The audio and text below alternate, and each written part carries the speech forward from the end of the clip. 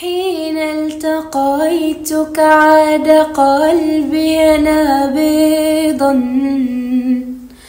وجرى هواك بداخلي مجرى دمي، وشعرت حضنك دافئا ورأيتني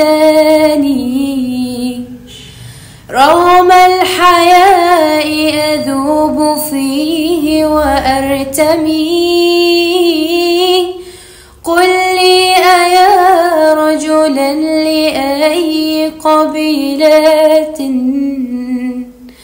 ولأي عصر أو لجنس تنتمي، ولمن تعود أصول عينيك التي أضحت قناديل الضياء بعالمي.